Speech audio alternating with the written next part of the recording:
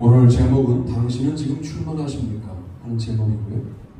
첫 번째 내용 소제목과 본문을 다 같이 한번 읽어볼게요. 시작. 고난을 영광으로 경험하라. 나에게 이르시기를 내 은혜가 내게 족하노라. 이는 내 능력이 약한 데서 온전하여짐이라 하시니라. 그러므로 도리어 크게 기뻐함으로 나의 여러 약한 것들에 대하여 자랑하리니 이는 그리스도의 능력이 내 몸을 위하여 합니다. 그러므로 내가 그리스도를 위하여 약한 것들과 능욕과 궁핍과 박해와 곤고를 기뻐하니 이는 내가 약한 그때에 강하노라.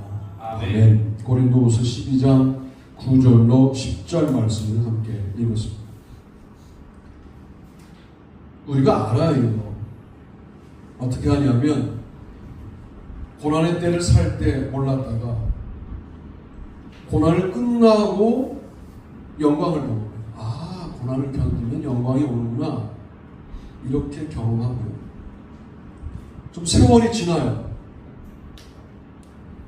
세월이 지나서 고난의 때를 어떻게 바라보냐면 그 고난의 때 바깥에서 바라보는 거예요. 세월이 흘렀으니까. 여러분들이 뭐라고 고백하냐면 그때 참 좋았다.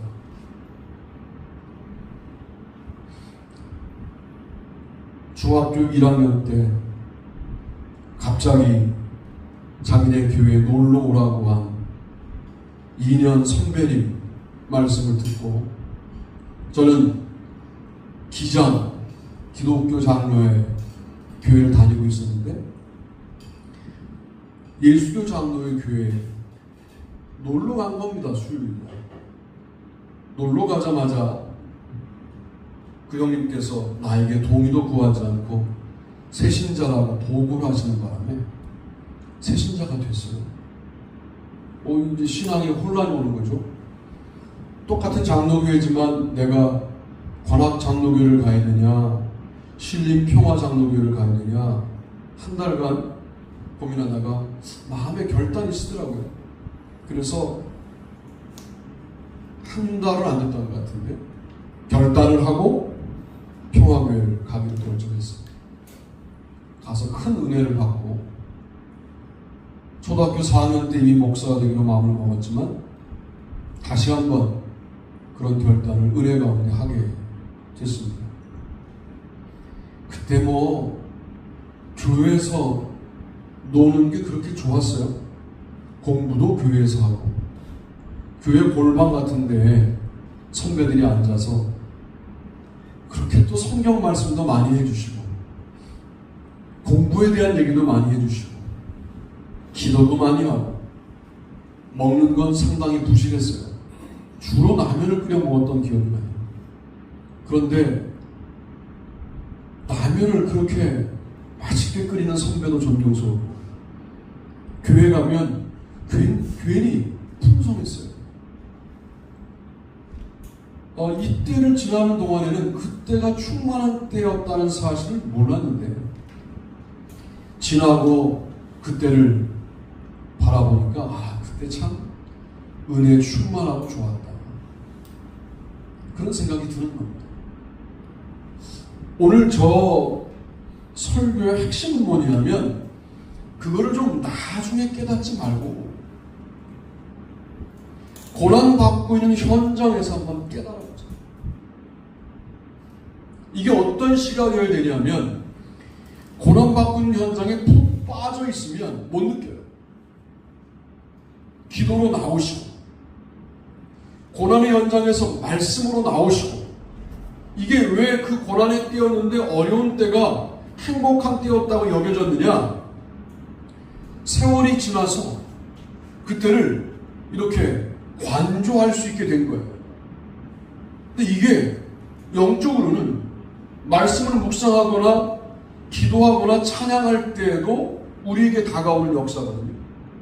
그래서 지금 당장 어려운 시절을 살고 있는 우리들이 그때를 벗어나서 그때를 바라보는 눈을 영적인 눈이라고 한다면 그걸 세월이 많이 흘러서 그때를 바라보면 그때 좋았다, 고난밖에 없던 실패밖에 없던 그때가 도리어 나에게 충만했다라고 경험하는, 고백하는 그 고백을 지금으로 가져오는 방법은 기도로 고난의 현실에서 한번 눈을 좀 감고 찬양으로 그 현실에서 좀 승화하고 또 말씀으로 깨달음으로 말미암아 그 현실을 하나님의 눈으로 하나님의 마음으로 해석해내고 할 때 우리는 고난이 끝난 다음에 영광이 온다.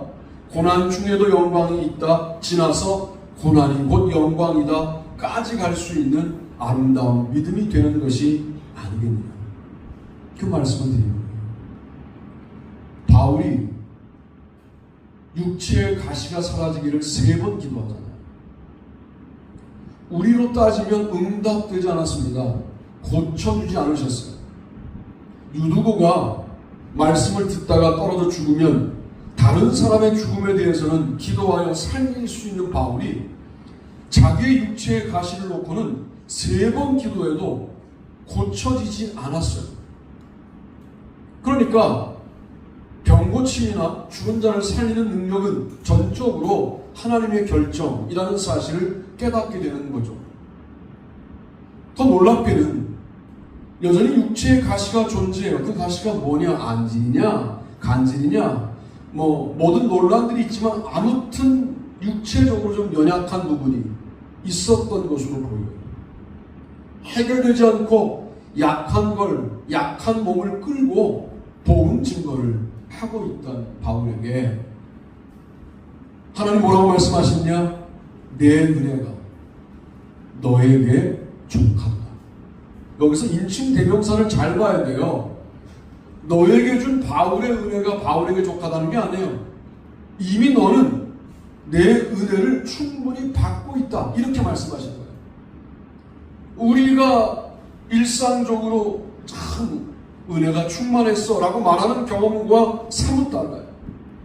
내가 육체의 질병을 벗어나고자 기도했는데 3번씩 기도해도 안 되는 현장이 하나님의 은혜가 족할 만큼 충분히 임해 있는 현장이다 라고 말씀하시는 겁니다. 그리고 뭐라고 말씀하시느냐? 내 능력, 하나님의 능력이 약한 데서 온전하여진다 라고 말씀하시는 거예요. 네가 이 가시 때문에 도리어 하나님의 능력이 나의 능력을 발휘하지만 너를 온전하게 만들 것이다 라고 말씀하시는 거예요.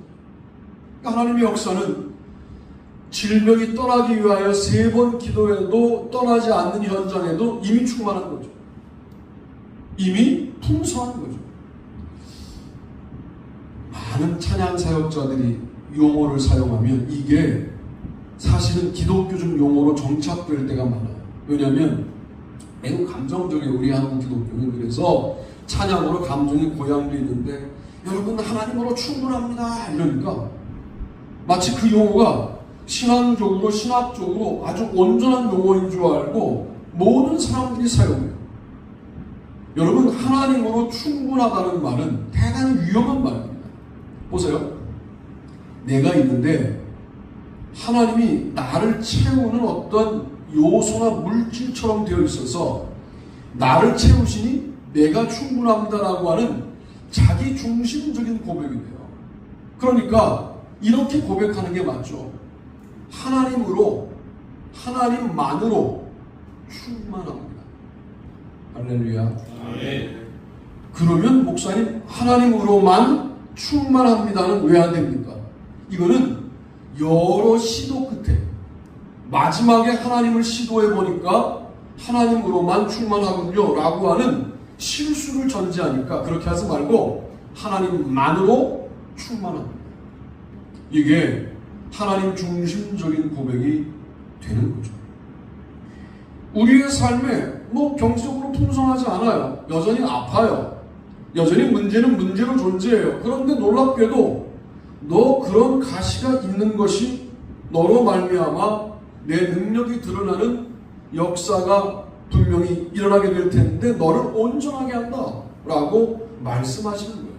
바울이 이걸 깨달으니까 내가 이 가시를 안고 살아가야 되는 거구나. 이걸 깨닫고 나니까 온전의 개념이 달라져요. 온전의 개념은 내 몸도 안 아프고 또 내 계획대로 되고 또 내가 사람들에게 칭송도 받고 이게 아니라 하나님께서 나와 동행하시는 것이 온전인데 하나님이 동행하실 때 능력으로 동행하시고 풍성으로 동행하시는데 이 가시는 나와 하여금 자고하지 않게 스스로 교만하지 않게 만드는 매우 중요한 하나의 축복이구나 선물이구나. 그렇다면 내가 네 번째 기도를 하지 않는다.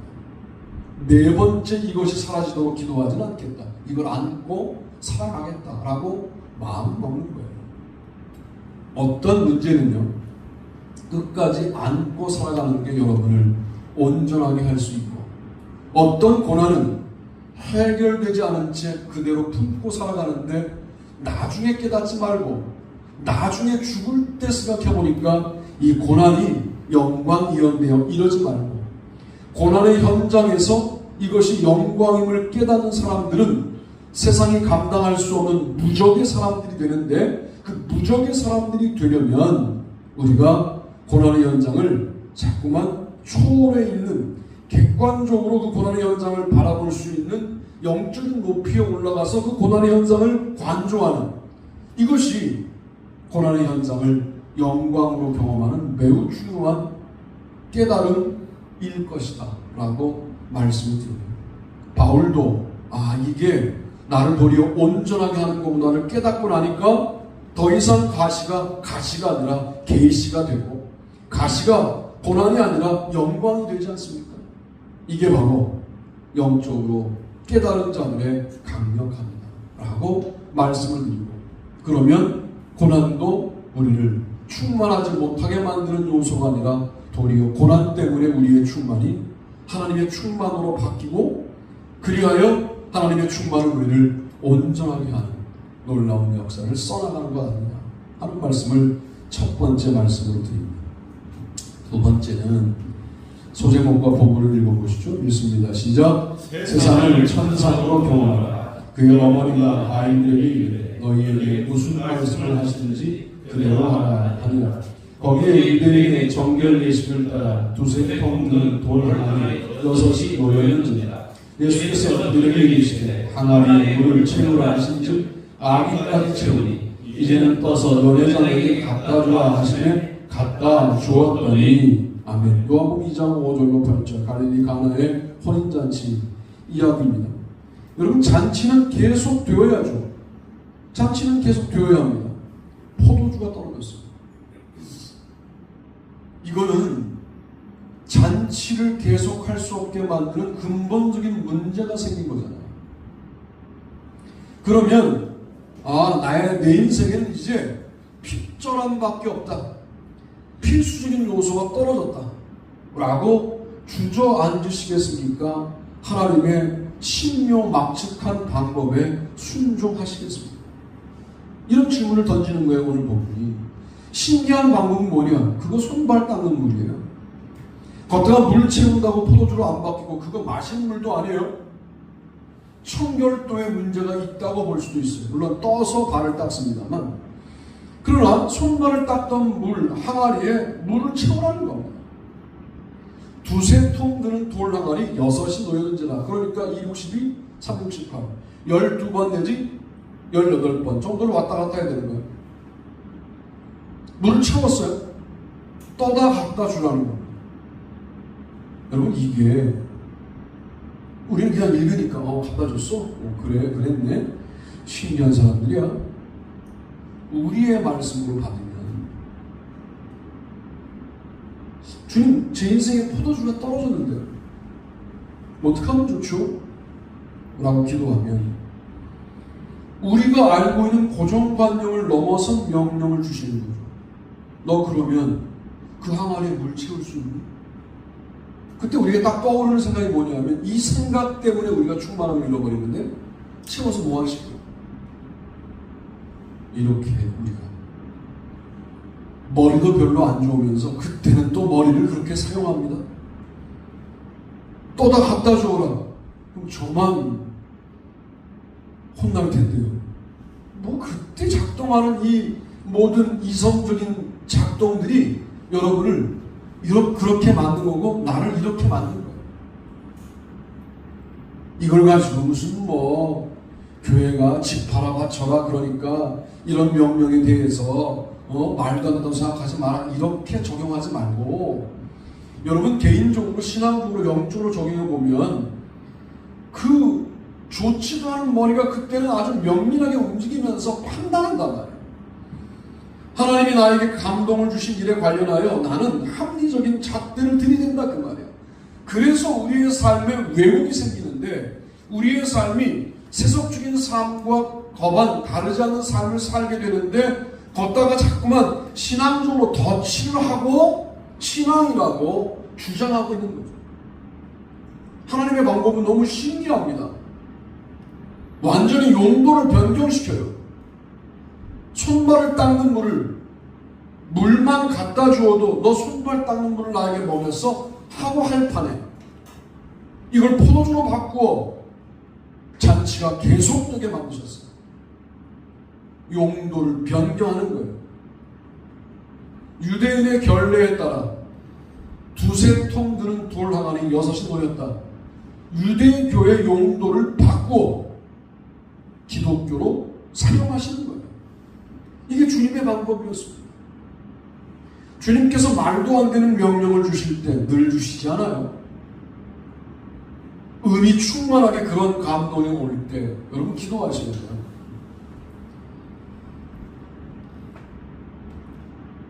제가 스스로 판단하지 않게 도와달라고 스스로 나의 생각으로 결정하지 않게 해달라고 기도하셔야 돼요.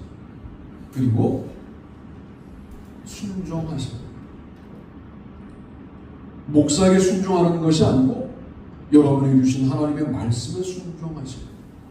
그럴 때 우리는 세상을 천국으로 경험하게 되는 건 아니겠네요. 왕의 신하의 아들 관련된 표적은 4장 50절 53절에 나오죠. 이것도 왕의 신하의 아들이 아파요. 그래서 찾아온 거예요. 그런데 예수께서 뭐라고 그래요? 내 아들이 살아있다. 그 사람이 예수께서 하신 말씀을 믿고 가다. 중요한 게 믿고 가는 거예요. 자, 이 순간에 성경은 설명 안 해요. 믿고 가는 동안 5만 가지 생각이 떠오르지 않았겠느냐 이렇게 말하지 않아요. 믿고 가는 거예요. 여기서 믿고 가는 동안에 우리에게는 또 어떤 일들이 시작되냐면 가서 만져나 좀 주시지.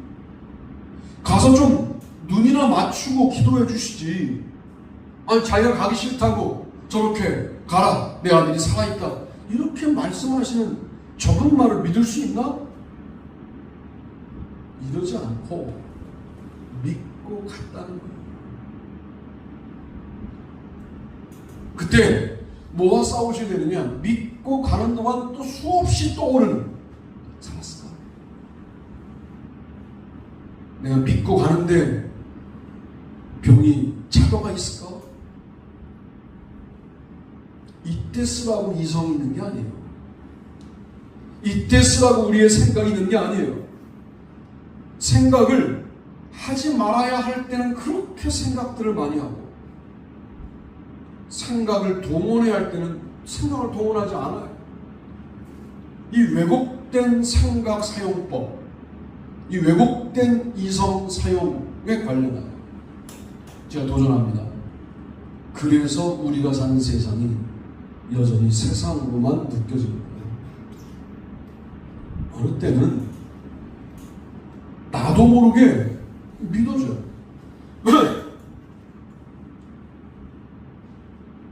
지금도 기억나는 건 급할 때 주의 종의 기도를 하나님이 얼마나 민감하게 들으시느냐. 집사님이 자기 아버지가 막 돌아가시고 한다는 거예요. 청년 신망하고 있었어요. 한 집이 남았거든요. 지금 막 숨을 몰아신다는 거예요. 목사님 빨리 와달라는 거예요. 교구 목사를 부르면 될 텐데 왜 교육 목사를 부르는지. 그 집사님은 중등부 선생님이셨고요. 그때 내가 뭐라 기도했느냐. 하나님, 귀한 아버지를 구원해야 하니 의식만 살려주십시오. 의식만 남아있게 해주십시오. 라고 기도했어요. 그리고 의심할 틈이 없게 만드시는 게 이것도 은혜죠. 그 다음 집에 신방을 갔는데 또 그 집은 부모들이 모두 앉아있는데 청년 신방인데, 그러고는 아버지서부터 어머니까지 인생 전체 풀 스토리를 다 말씀하시는 거예요. 어르신 말씀을 중간에 끊을 수가 없잖아요. 나는 곧 가야 되는데. 그러니까 가야 되는 데만 걱정했지 살려주시지 않을까를 걱정하지 않았어요. 갔더니 침상에 앉아있다. 그리고 제가 영접 기도를 시키고 새벽 기도에 갔더니 새벽 기도 끝나자마자 돌아가셨다. 여러분, 하나님 분명히 살아계셔서 우리의 기도를 들으시는데 우리가 믿고 가면 될 일을, 믿고 가는 동안에 별 일들을 다 하는 거예요. 우리가 믿고 가는 동안에 별 생각을 다 합니다. 그냥 믿고 가야 해요. 믿고 가는 게 실력이에요. 그래야 믿음의 능력이 생기는데, 믿고 가면서 그때는 왜 그렇게 명민하게 우리의 이성이 작동을 하는지 알 수는 없지만 이게 모두 사탄의 역사죠. 그냥 믿고 단순하게 가십니다. 그랬더니 궁금하긴 했던 것 같아요. 아들이 살아났다고 또 다른 하인이 말을 하고, 그 때를 물어보니까 예수님께서 가라, 내 아들이 살아있다 하신 때인 것을 알고 그와 온 집이 예수님을 믿으리라. 이렇게 됩니다. 그 집안 분위기를 생각해봐요. 야, 오시지도 않고 명령 한마디로 죽어가던 내 아들을 살리시는 하나님의 아들 예수 그리스도, 우리 온 집이 믿자. 하늘나라가 그 집에 임한 말입니다. 그 역사의 우리와 다른 부분을 보자면, 주님이 주신 약속이 있어요. 믿어질 때는 약속이라고도 하고 간증도 하고, 안 믿어지는 순간이에요. 그러면 스스로 포기합니다. 그럴 때 이성을 사용하는 게 아니에요. 하나님의 살아계심을 생각하고 하나님의 풍성하심을 생각하라고 이성이 있는 거지, 약속하셨는데 그 약속을 믿지 못하는 근거로 이성을 사용하는 것을 하나님이 원하지 않으세요.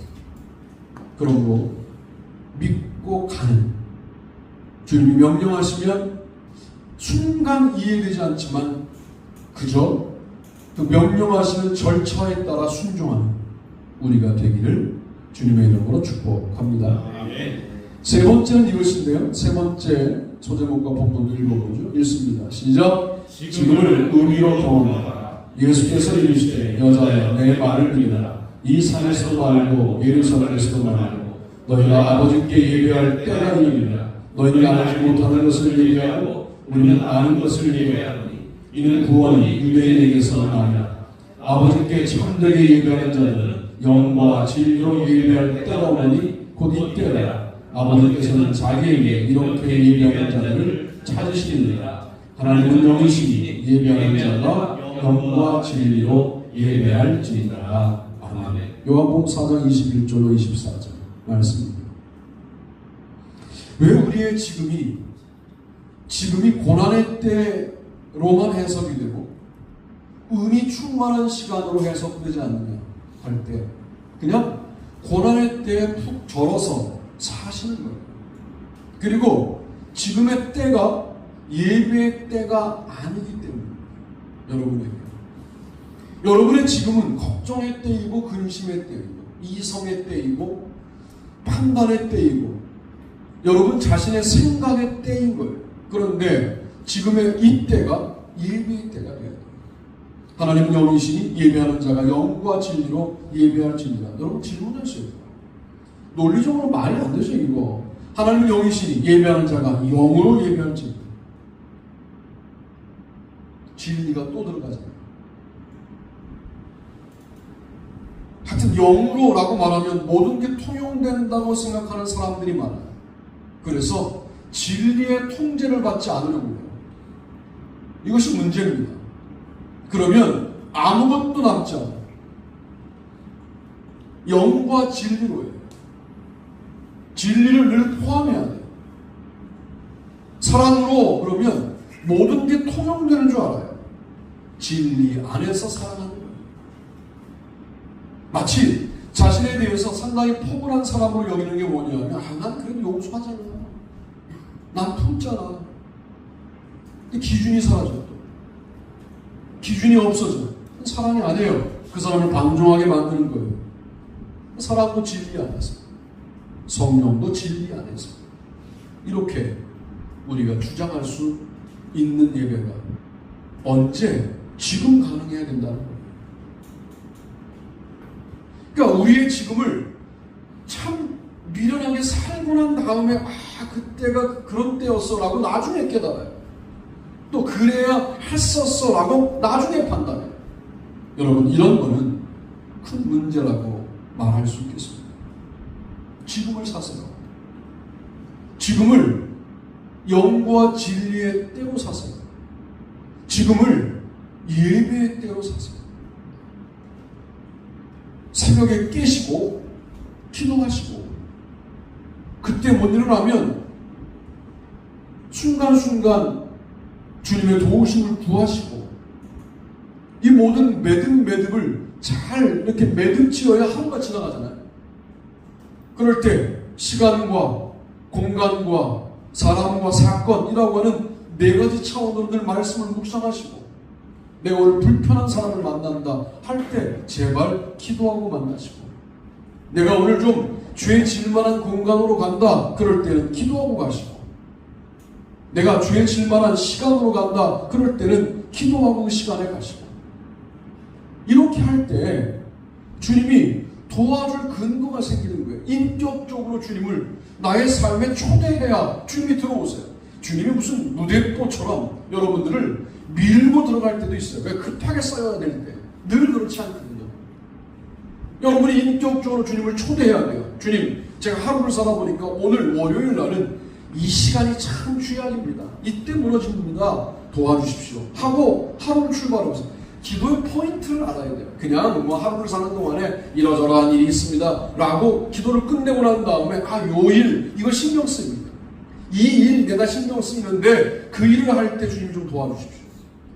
여러분 이게 예배예요.